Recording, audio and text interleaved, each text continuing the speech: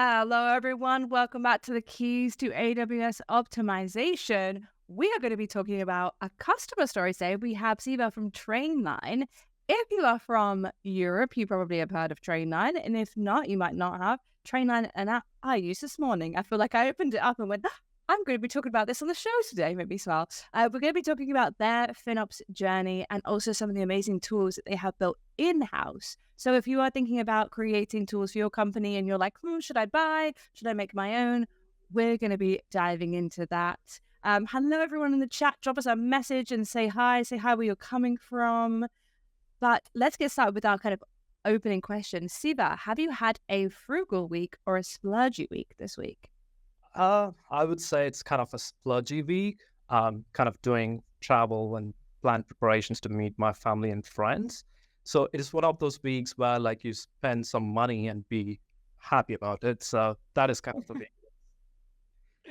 Yeah, I know what you mean. It's like sometimes when you're spending money like on a bill, you're like, I do not want to do this. And then other times you're like, a holiday?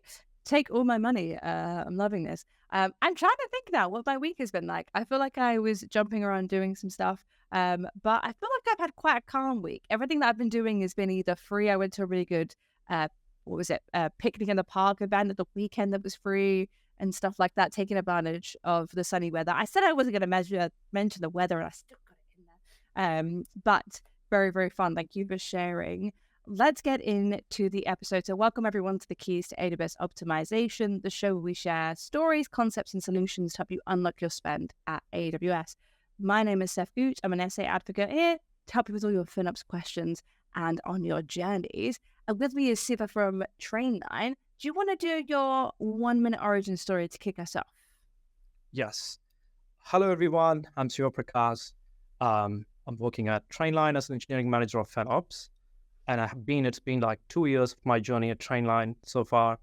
And my primary responsibilities includes cloud cost budgeting, forecasting, and maintenance of like the cloud optimization, driving the cloud optimization initiatives, and maintenance and owning the FinOps tools and processes. And prior to Trainline, I have been involved in the FinOps space since 2016.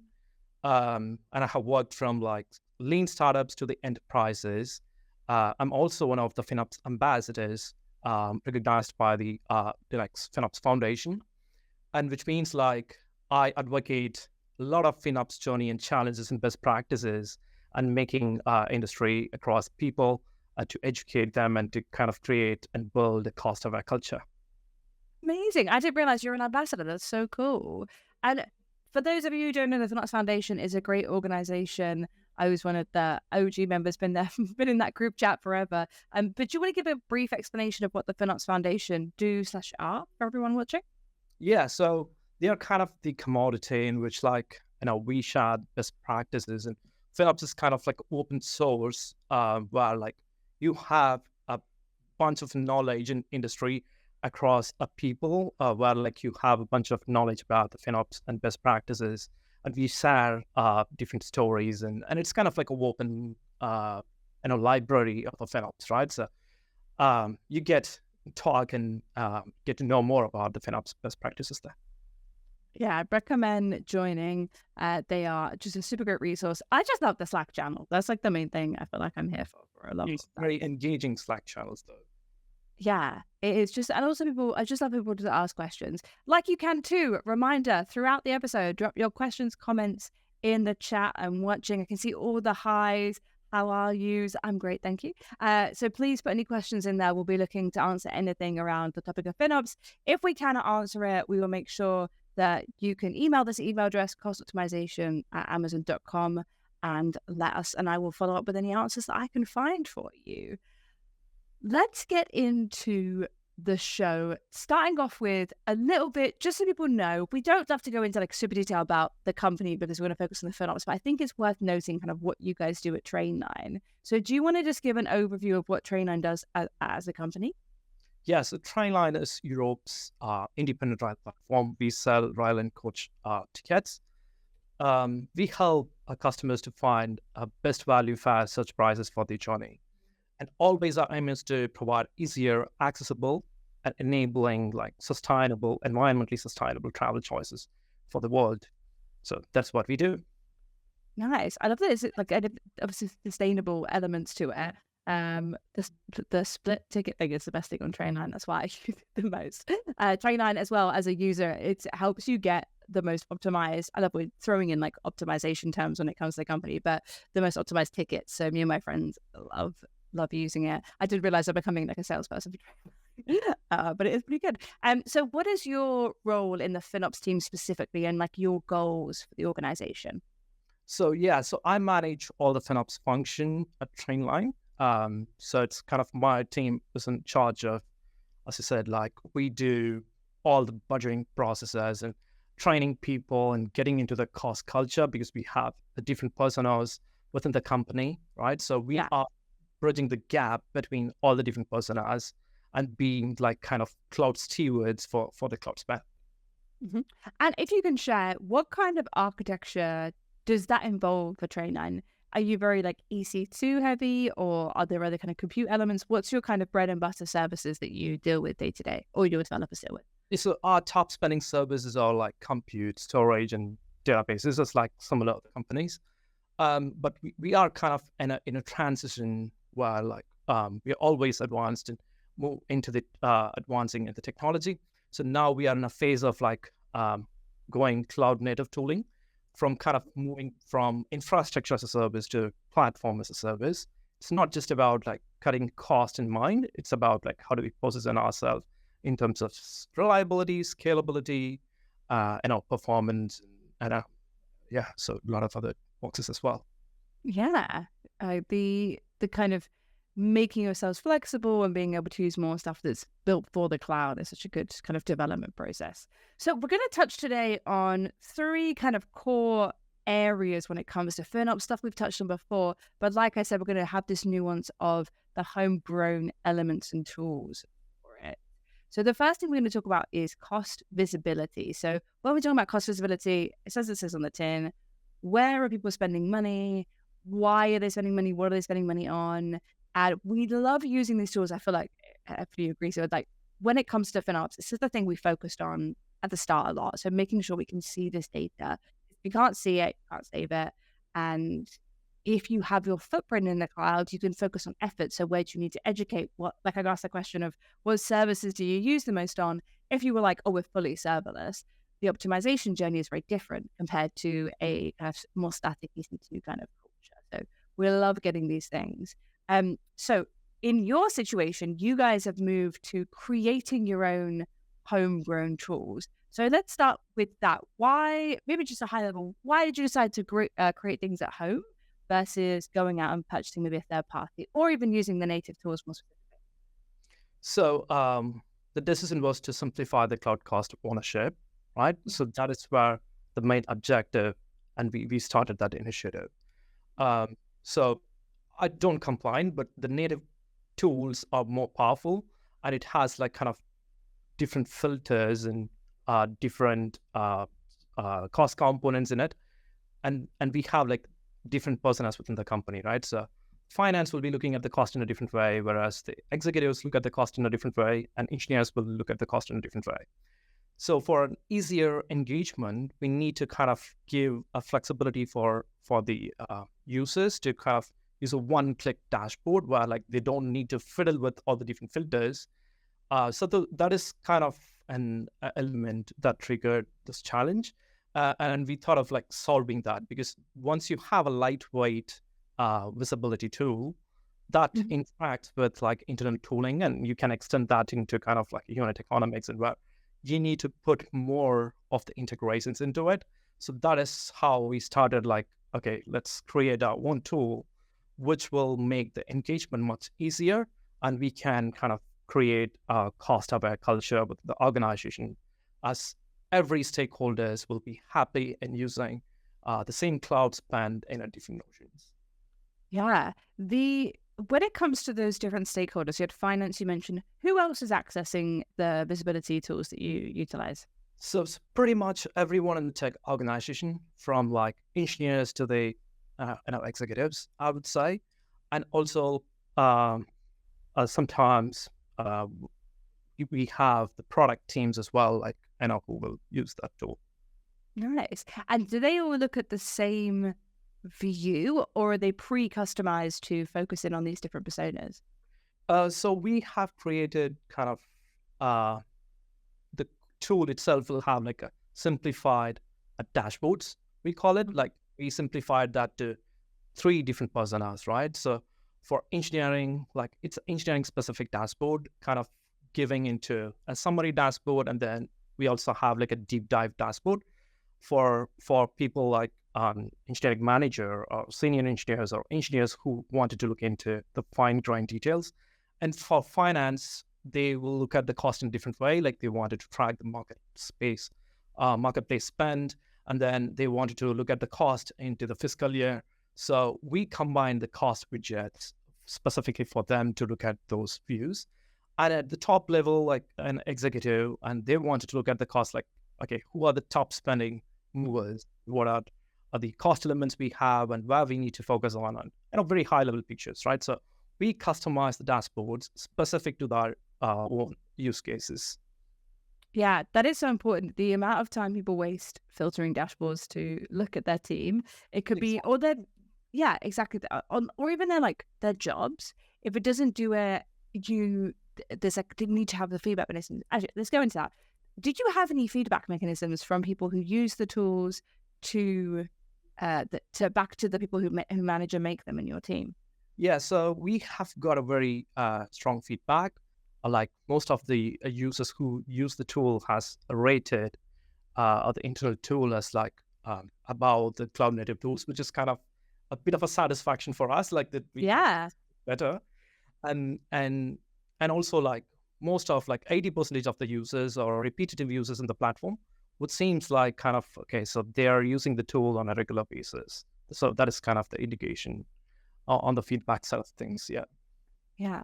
And I saw we have a question in the chat, but before I come back to that one, I have one more. You mentioned integrations with other systems. What else have you integrated your dashboards with? We are planning to integrate with the Oh, okay.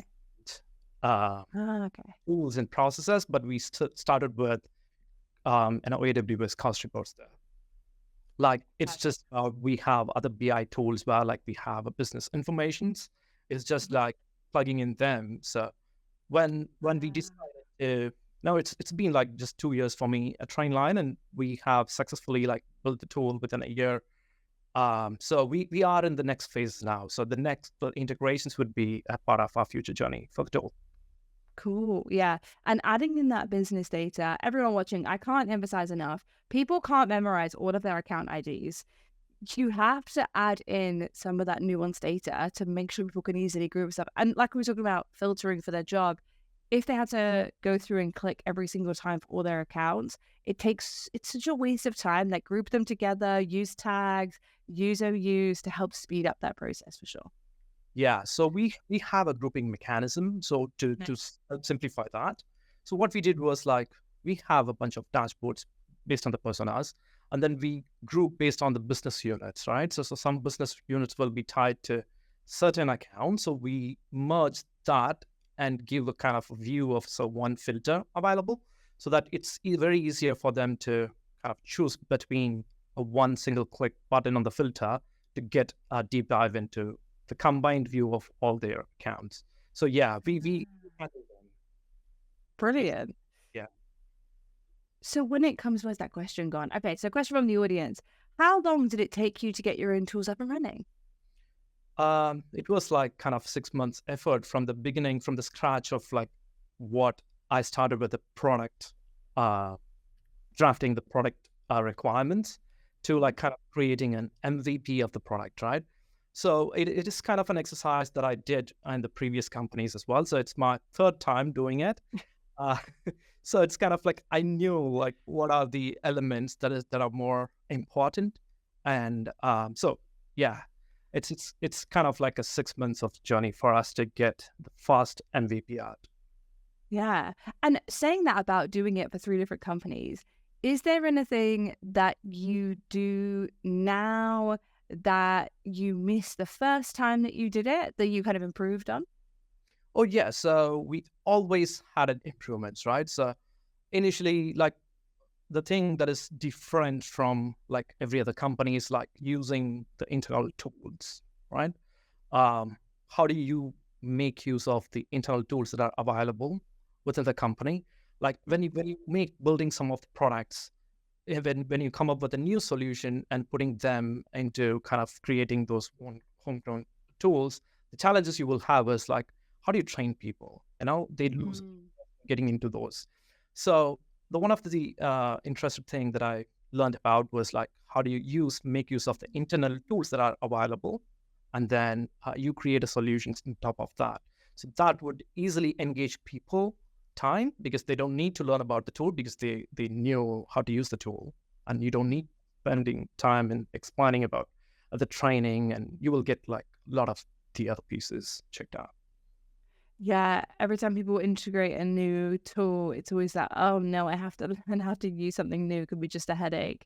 And people often default back to methods they do already use rather than maybe seeing the power of something new. So if you do have to do any training, the biggest thing I found when I've talked about demoing, especially towards people know we talk about the cloud intelligence dashboards a lot on here, is figuring out what is the challenge that your product solves. So whenever you demo, like a tip for demoing a product is focus on, hey, imagine you're in this scenario, you're trying to do this, but you can't. How do you use the tool to do that? Is a lot more of a compelling and more memorable story than it is just to say, if I look here, I can see this. If I look here, I can see this.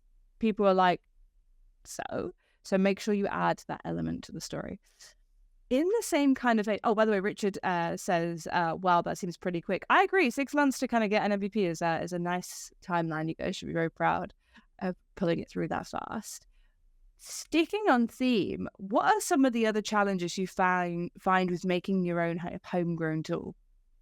Yeah, so it's kind of the challenges starts with defining the product requirements, right? As I said, we're not here to solve the challenge that like we're not going to replace something outside of the market. We're not going to be challenging the tools outside of the market, right?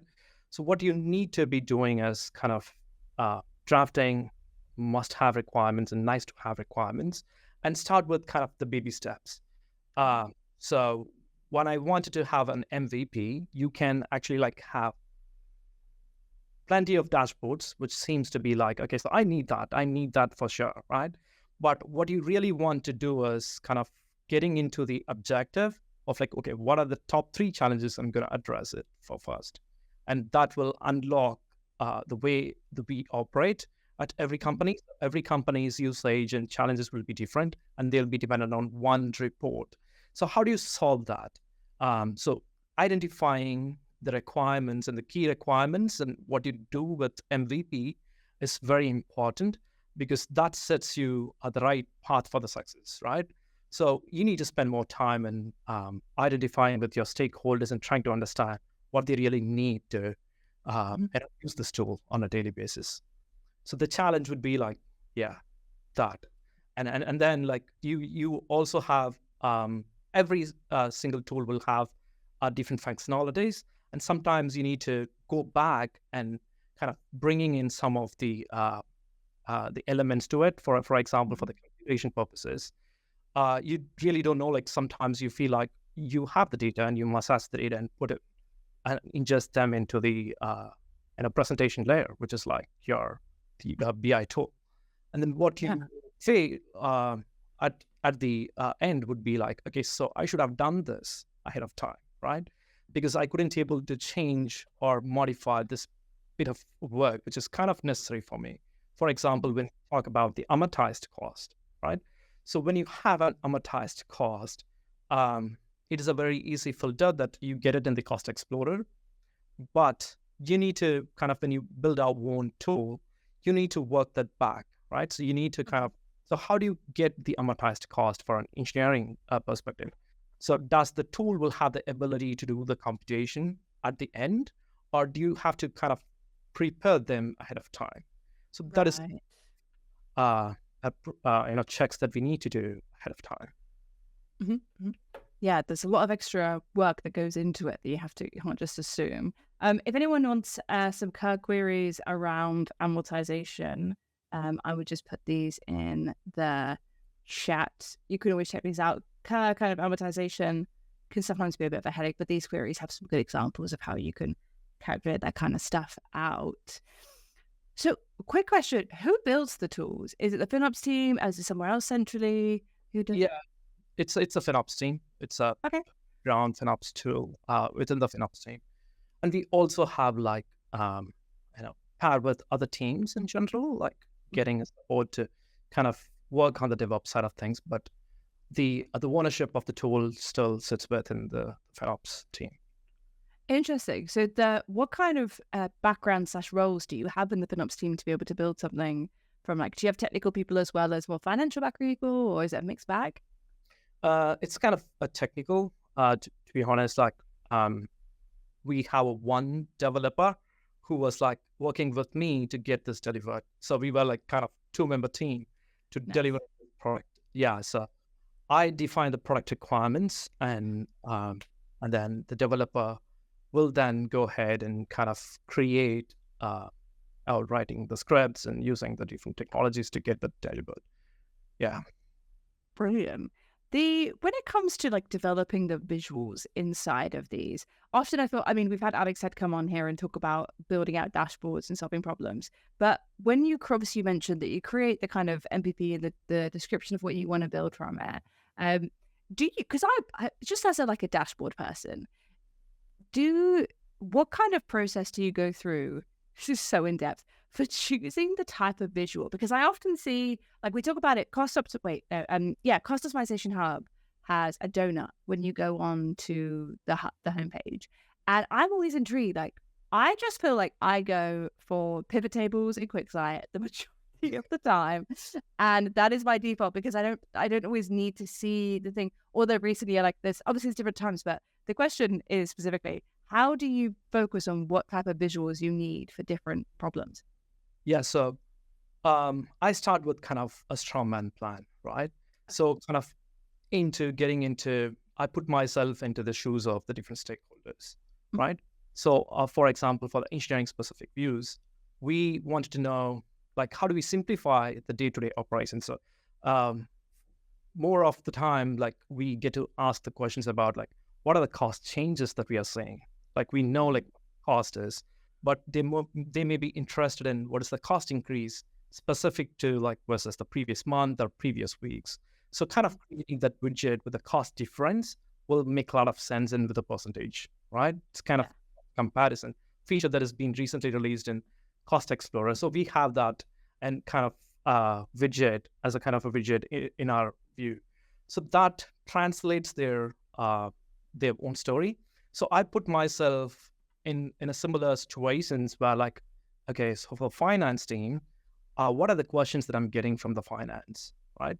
And then I go with, okay, so I have this functionality within the tool, and then, okay, so what kind of dimensions that I can use? What are the fields that I can group together to kind of creating the extraction layers and stuff like that? So yeah, it's kind of doing a strawman plan ahead of time and give them the visual about, like, you don't need to be very fine details, but you can actually like create what is the X and Y looks like, or if it is kind of dimensional widget, and how it is going to help you on a regular basis. So when you establish that, and it's always good to get a feedback before you start, right? So building the tool is like, bringing child and developing and getting the child. So you need to kind of identify and always, never hesitate to go back to your stakeholders and get their feedback. That is what will make you to be successful for sure. So if you're building something and that is not going to be useful for the stakeholder, then it's a waste of time, right? Great advice. It's for the people that you're building it for. You just never have to put on those other shoes, because otherwise it's not going to work for people. Just because it does your job doesn't mean it's going to do everyone else's, for sure. And in the chat, they've also shared video. We did the start of this quarter, we did the do's and don'ts dashboarding. So we go right into detail about some dashboarding elements in that. So have a little look at that episode. But yeah, I do enjoy the chart analogy. I feel like Secret Richard will utilize that at the end of our challenge, and to utilize that at the end. If you don't know, if stick around to the end of the episode, because we have Secret Richard, who is not AI, who listens to the episode and creates a summary to make sure that you know exactly what we talked about in the episode. So stick around to the end for that. We also talked about before the prep call, we talked about the diagram of like talking through the flow of the data. Do you want to show that to kind of explain like how you create this kind of a thing? Yes, level architecture. So Yeah. we have like, I would classify this as kind of a big box of 3 boxes, right? So one is the data producer, where like we produce the data. And then where we also have like element in the middle, which is like a data validator, where we validate everything that is like what we have built is true and it's okay. And then it's kind of like the data consumer is your the presentation layer, right? So basically, we take the data from the CUR, the AWS CUR customer usage report, and then we put them through the SQS queue as we get a new data, like we send them through the queue. And then we do kind of data producer where like we enrich the data specific to Trainline specific business grouping, as we talked about, like, combining the accounts into one view, and all that massaging goes in here. And then we also be doing the amortized cost, which we add an elements there. And since like CUR has like 200 plus columns, and we really don't need all of them, and we simplify what we really need to make it lightweight, to be honest. Yeah. And then what we also do is like we translate some of the naming conventions. For example, like you have a very big naming convention as a column, and then we need to simplify that for the user perspective. So we do all that mapping and tagging and recalculating the stuff that goes into the Lambda function, which we call it as a data producer, and we enrich the data. And that goes through the Kinesis queue as a chart. We just want to stick with the Kinesis because you can do it many ways, but we wanted to stick with the Kinesis because you have 24 hours of time period in which like it stays within the queue. And then it goes into the data validation phase, because we have added a lot more elements than what it was originally, right? So for example, the amortized cost. And then we grouped like an account, but we wanted to make sure is the calculations right. Sometimes it may get wrong, right? So we want to make sure the data is correct. So how do we validate? We then use Athena servers and we query the data separately, and we compare between what was the result through the enriched data, and then through the result with the benchmarking with the Athena query results. Once that has been validated, it's quite a good go for us to ingest into Elastic. And one of the interesting part that you see here is like when we also talked about just like using the internal tools, right? So Elasticsearch is kind of most companies using it for the logging purposes. It is not really kind of advanced BI tooling for very heavy computational purposes. So it's very good tool in terms of like the searches, im searches, and log collection tools. But we used it as kind of our application layer, because everyone in the organization knows how to use the Elastic, because they have logging tooling, and they know in and out of like how to use the tool. So we thought like, okay, so let's put that into the Elastic, so that saves a lot of time for people to get used to the tool. Yeah. Brilliant. Yeah, utilize things if you already have. Don't duplicate any of those licenses costs. Folks, we don't need to waste money on that. And I love that you're doing data validation. I think that is such an important step, because not only because you need correct data, but from personal experience, I found that when you're sharing things like cost with other teams, if they ever find a discrepancy, they immediately will never trust your data, and they'll revert back to using Cost Explorer or whatever. And if you're trying to push them towards this tool, which is better because you spent more time on it, that's the big thing, isn't it? You spent time, you've made it personal to your company, then they won't trust it again. So taking that extra step, like whether that takes you an extra few weeks or whatever of deployment to make sure things are right, is something that I've had to learn to do, because I'm like, let's get it out there, let's do it. And then it backfires. So kind of creating the credibility is more important of being in this position. And when you talk about the cost, people have to trust us, right? So validating is kind of a crucible factor in developing the tool. And as well, the kind of adding the enrichment to the data, I think, is also that valid extra little step to do. Speaking of kind of adding things to the data, do you guys tag your resources? Yeah, so we don't actually manage, and as a FinOps team, we don't manage the tagging. We have like a platform engineering teams and who sets the best practices, and we request people to tag their resources, right? And we have like a tagging policy internally. Okay. But for tools like this, what I would recommend would be like so many changes comes up, right? So for example, I told, right, we have been moving from the legacy architecture, like infrastructure as a service, to the platform as a service, right? So we are doing migrations from like existing infrastructure to the new one. And we also have kind of organizational changes. So you need to have kind of a mechanism where it's kind of an inventory where Mhm. you will manage that as kind of a translation layer. So you don't need to wait for the underlying architecture to be updated on the tags. Where like it's always a best practice for you to kind of create a translation layer, so that even if there is any changes to the tagging, you can always manage that within the translation layer. Yes. Yeah, there's that extra bit that you need between. No, I think that's really important to add that, and must be quite nice not to have to manage it from a FinOps point of view.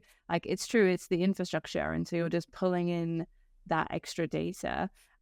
We just got asked a question. Steph, can I ask questions here? Yes, you can. We'd love to hear questions.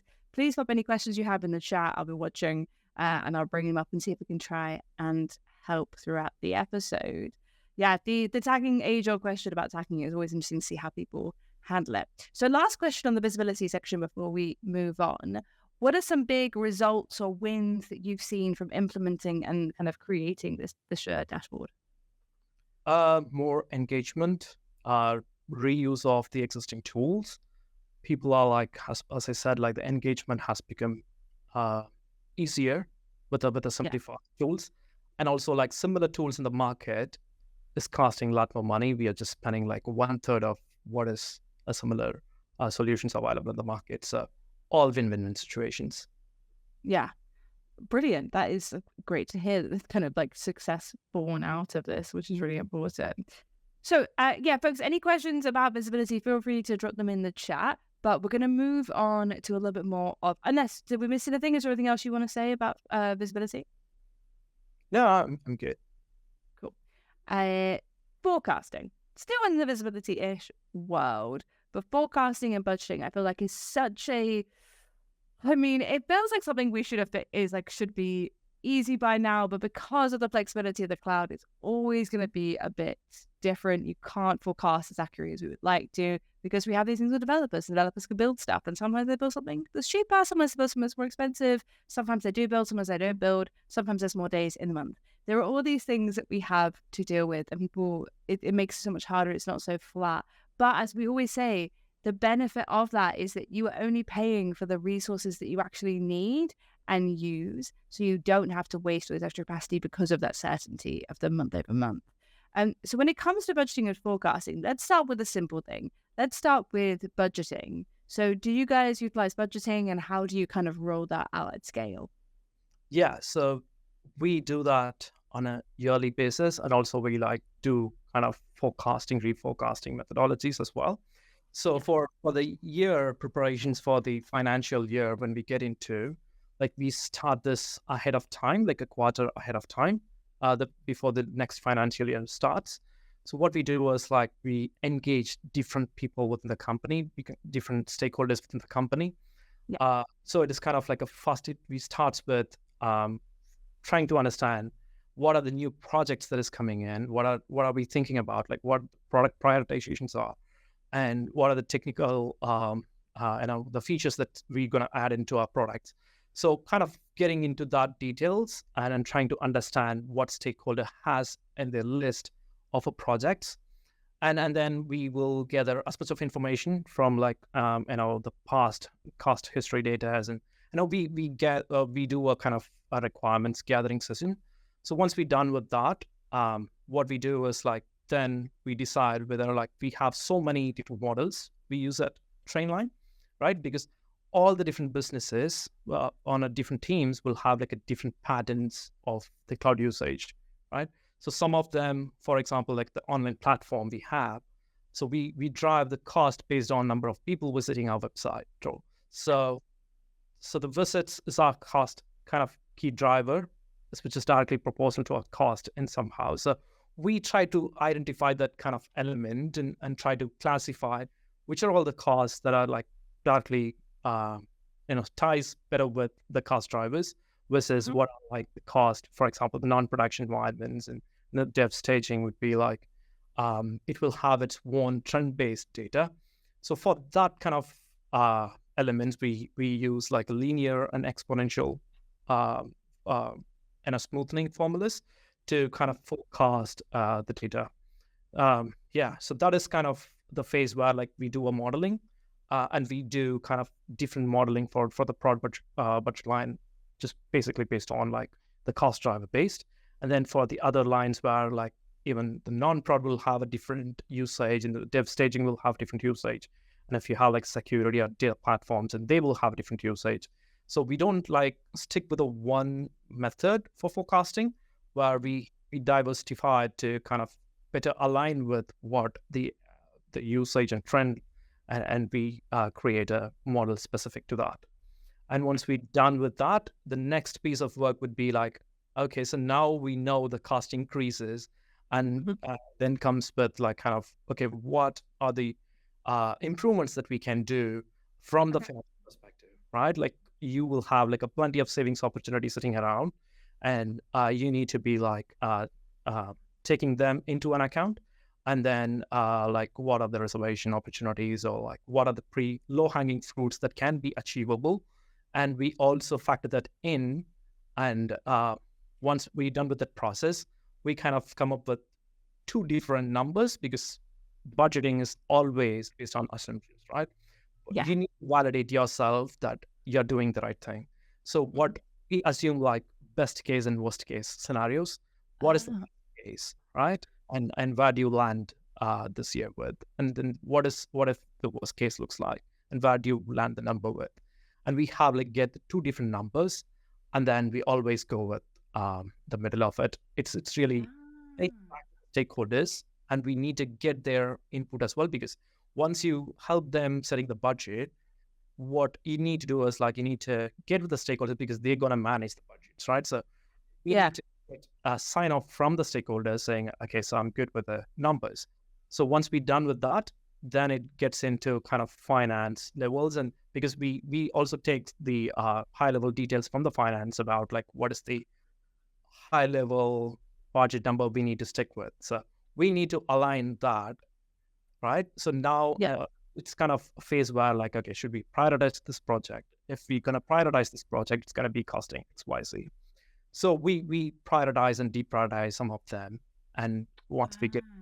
final figures, and we get a sign off from engineering stakeholders, and then finance and executives. Interesting. Yeah, I love the kind of the between concept. I haven't heard that before. Of taking like best case, worst case. So taking that like if I'm assuming if they did no optimization, it just stays as is, versus if they did a lot of optimization, what would those be? Okay, so we've got two questions I'm just going to jump into from the chat. The first one is, have you tried using Kudos? Curious to understand why your team built a solution versus use one of those. So yeah, have you guys checked out Kudos and kind of used that information from those? Yeah, so we love Kudos for sure, right? So you have like pre-built dashboard ready, but one of the challenge with that is like you need a quick site license. So we need a license for every single user who wants to access those dashboards. So that overhead of cost will be very higher. Whereas like when you look at into a return of investments in creating your own tools and using the existing tools within the company, like which has been used, you don't need to pay for the additional licenses costs. So yeah, Yeah. that is, we don't use it, but internally we do use Kuros. Yeah. There you go. So yes, I see what you mean. At scale, if you have it, that it's a big thing. We've seen this before with customers who have other licenses, because licenses for BI tools are a flat fee and everyone's going to pay it. It doesn't matter if they use it a lot or not. And so, well, it doesn't. QuickSight has a scaled usage, but yeah, if you're already paying for a license, people are like, why would I use both? So if you don't want to migrate all of your existing workloads to QuickSight, if you do, let us know. We can always help. Reach out. Cost optimization has Amazon.com for any questions about that kind of thing. But yeah, it makes sense that it can be quite a overhead cost if you weren't expecting it, especially when the whole point often with these teams is that they're they're sold as having a way to reduce money. If the first thing you do is ask for thousands of dollars, then it could be a bit of a hard time to do it. We've got a fun question in the chat as well, which I haven't had for a while, which is, do you have a favorite service that you use at all? Anything fun? What jumps to mind first? Definitely compute service. Okay, the easy. Making it easier. And Yeah. From the FinOps perspective, you can control the cost on the compute. Do you specifically mean EC2 or anything specifically in the compute world? ECS and all the Lambdas. Love it. Yeah. I feel like Lambda's mine. I remember when I first started using, like, I have a classic issue where I became a developer and I used a lot. I found Lambda. I remember Lambda coming out. I thought, oh, when I say that, I remember Lambda coming out and I was like, oh, this is cool. We can start using this. And it was so easy that I would everything with Lambdas, even if it's probably not the best idea. I'm just like, Lambdas, give me some Python. I make this. So yeah, it's quite funny. Great question. Any other questions, guys? Please drop them in the chat. So once you have these kind of budgets and these like decision number, how do you keep yourselves on track for those numbers? Yeah. So once you set budget, which is great, because that is kind of first level of optimization that you do, right? So giving stakeholder an accountability to bigger numbers. And then what really makes it interesting and engageable would be like a kind of having a cadence in which, like, how do you engage them on a regular basis, right? Yeah. So we have kind of a monthly catch-ups with our tech forums, right? So we have like a service management reviews, for example. So that is the forum in which, like, we get with the people and we not only talk about the cost, we also talk about reliability, the cloud governance and security and all the different pieces. Cost is also one of them, right? So we engage the stakeholders there and trying to kind of forecast, because it is not necessarily like the cloud cost increases risk, right? So we want the cloud cost to be increasing because we want to expand our business. But what we want to quantify is like, are we getting a right level of efficiency and return of investment from it? So for that, what we do is like, and also like you want to stick with the budget, right? So we do that kind of a monthly exercise of reforecasting, because we have, for example, sales coming in, the ticket sales coming in, and we also have unforeseen cost increases due to some product features, and we want our engineers to be creative and innovative. We don't limit them to be doing things, but what we do is kind of giving them a reforecasting figure. Okay, so this is gonna land over this XYZ service cost, which has increased in the week of like third week of the month, is gonna, if it continues throughout the year, we're gonna land the year's budget in XYZ numbers, right? So then it becomes much more interesting. Okay, so the product and engineering team would be thinking like, okay, I need to deprioritize some of my stuff, right? So it becomes a natural indicator for like, you give them the ownership and to decide what they want to. So engaging team on a regular basis would be the key to success, to staying within the budget. And gladly, like, I want to highlight this, like, our budget variance in the last 2 years was like less than 3%. Well done. That's very good. That's very hard to do. And yeah, I like your point about reading regularly, because what you don't want to do is you set these budgets at the start of the year, no one looks, and at the end of the year, you're so far over, you're like, oh, we need to cut costs like in the next 2 months. And it just becomes like a spiral. You need to have this continuous thing. The same way you do patching, guys. That's what I always think of it as. For example, like, you have situations where you plan some of the datas and go ahead with kind of executing it, right? So, and then you come up with kind of barriers and unforeseen cost increases, which we need to accommodate them. So how do you still track within the budget is kind of deep prioritization, and then refocus is a key. Like, do the refocus as much of you do a refocus like a weekly basis. That would be amazing to stay within the budget. And definitely. One more question before we move on. We've got 15 minutes left, so we're going to cover 2 more kind of high-level topics. Do you guys automate any of your reporting? Do you share out things regularly as well as your cadences? Yeah, we try to automate some of them as we have like internal tools as well. But specifically, we need to keep that budgeting process outside of an automation piece because, for example, we have been doing a double running of our infrastructure due to the migrations, or get to a point where like savings initiatives for the 6 months of time, right? So when we prioritize those things and when you put them into the mathematical model, so that is going to assume the rest of the year is like, okay, so the cost is going to trend down or cost is going to trend up, but that is not the case, right? So we are getting into like, advocating the process to make sure how do we, better them.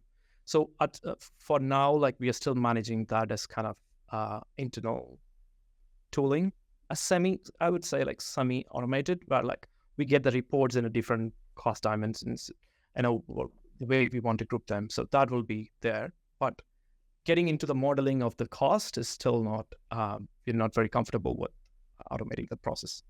Fair enough. Which reminds me, next quarter when we go into Q3, we're going to be doing hopefully a vibe coding episode again about creating reports that are emailed to you automatically from Athena, just for a fun little session, maybe over 2 sessions. So make sure that you keep this time blocked for the end of the quarter. I did put to say at the start, this is our last episode for Q2. We'll be back on the 17th of 07. What's that? July? Yeah, so about a month's time we'll be back to keep doing it. But we have 2 more questions I want to jump to in the chat. The first one, what is a piece of advice you would give someone starting in FinOps now? Like get into the FinOps foundation and try to go through the different phases. Like you have so much of the details that you have. It is not like you're starting now or like where you are in the journey. It's always, it's good that you're starting with the FinOps things, right? So it's kind of an advice where like there are so much of well-established and best practice documents and kind of like user stories and you have everything that you need when you go to the FinOps documentation piece. But get started with the FinOps. That would be the advice. Don't delay the FinOps practices. Yeah, join the foundation. And I think the thing I would say is figure out what your business goals are.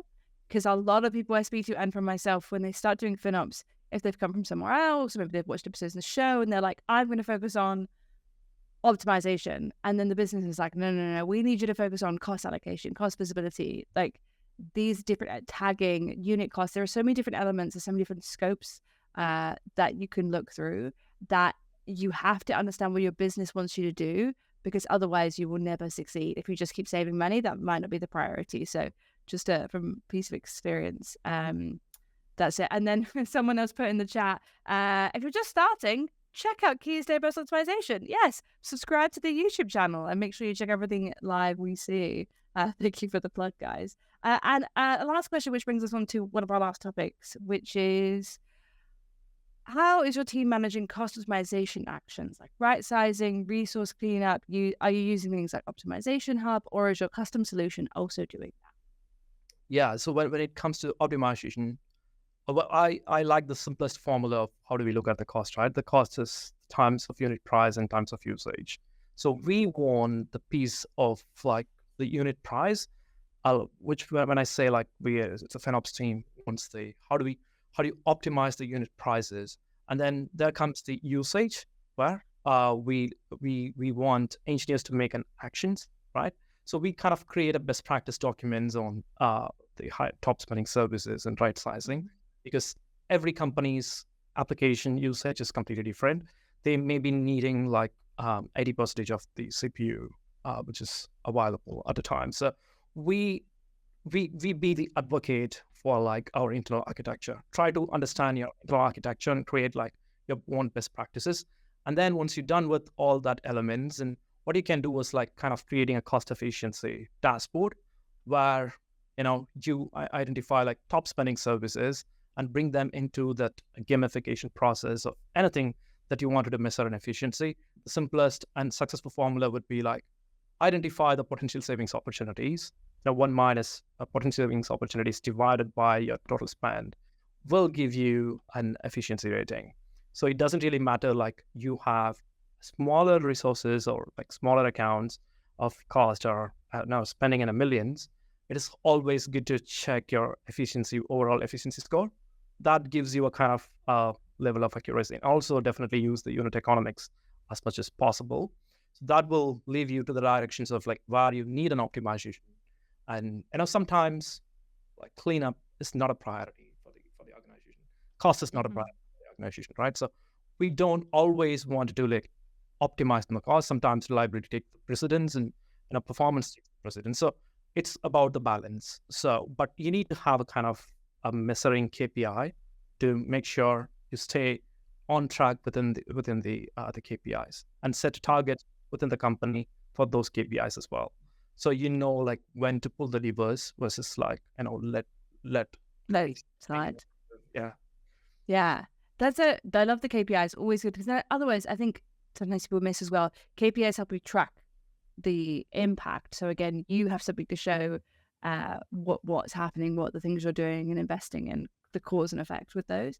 So when it does come to optimization, if you guys decide on something like a campaign or something you want to focus on specifically when it comes to optimizing, how do you roll that out? How do you educate developers? What's the kind of processes you use?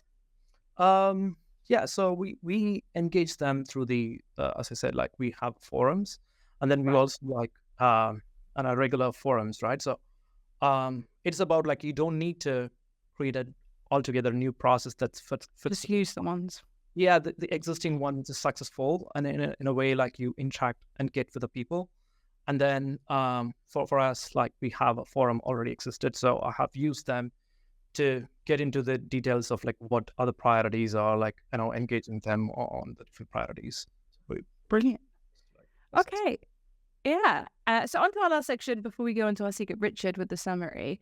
We're going to talk a little bit about operational stuff. So we spoke before when we were chatting about having an efficiency, targets and scores.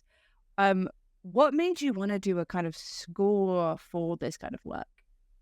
Yeah, so we are spending like huge monies, right, on the cloud as a pay-as-you-go model. As it allows us to be scalable and being like scalable as possible, but it also comes with the risk of the cost on the other side, right? So as I said before, like we want our business to grow by X, Y, Z sizes, but how do you track like, okay, so it is not always the cost increases is kind of a risk element. What we need to ensure is like, if you need to have a mechanism in which like to calm yourself that you're doing the right things, then having that cloud efficiency score is kind of a powerful metric for you to use it to gauge yourself like, okay, so I'm doing good, right? So yeah, having like a one KPI, which is easily measurable of like on a cloud and AWS, you have like plenty of services coming in, right? So we have like a different usages as well, but having that efficiency and checking yourself and benchmarking will help us in track where we are in that cloud span. So that is the most brilliant. And very quickly, the last question before we finish up is we also talked about you having kind of like red and green elements to it. What happens when each of those scenarios come up with your resources? Yeah, so when it falls under like green area, so that is kind of an indication that that particular business group is doing very well, right? And when there comes into the red element, and you set like kind of a target where like 60% across the company has to be in a green, right? So it is kind of like gamification process that was useful from my previous experiences, right? So when you do that, people get engaged immediately because no one wants to be on the red side. When you put them in dashboards, they always want love to be on the greener side. So it kind of creates a healthy competition within the company. People. Yeah. Brilliant. Yeah, get those high scores. Okay, brilliant. Thank you so much. I'm going to do our Richard summary before we close. If you don't know, Richard watches and he listens to our conversation and comes up with a fun summary of the episode. I have not seen it, so I have to read it blind. And this is a great way. You can check out all the end of our videos to see what the summaries are. This week is Trainline built their own suite of bespoke cost visibility tools. Like Thanos, they said, fine, I'll do it myself. Unlike Thanos, it ended up lasting in victory with a set of cost versus similar third-party tools, and they prioritize unit cost optimization and scoring efficiency. Love it. Thank you so much to everyone who is watching. A last little plug. If you have made it to the end of the video, make sure to go to this LinkedIn group. So search for either the customer optimization team, or search for this group here. And this will take you to our department's new LinkedIn group. So secret invites only. Subscribe to that group so you can see all of the content, all the announcements that our team puts out. So if anyone's a fan of optics, make sure you go and log into that. If you have any emails or questions you want to ask and haven't got it to the show, please email costoptimization@amazon.com. And if you want to see a summary of all of the episodes that we do in a kind of written blog format, we have this live stream information. This is also where we announce all the dates for the new shows, what's coming up. So please make sure that you check out that page and kind of star it, give it a little favorite so that you don't lose it. So thank you so much for coming and sharing on these stories. I always love having customers on, and it was a nice way to close out the season. As a reminder, yes, we are on break. We're having a nice little month break. We come back on the 17th of July. We're going to be doing lots of different topics around all your favorite optimization stuff. We're going to do some hands-on topics, some hands-on building like we did last time, more customer stories and things like that. But that is all. I've got a nice little thank you for the stream, which is lovely. Thank you so much for watching, everyone. Like and subscribe, and we will see you all in a month's time. Thanks for me, Seth. Thanks for Siva. See you guys next time. Bye.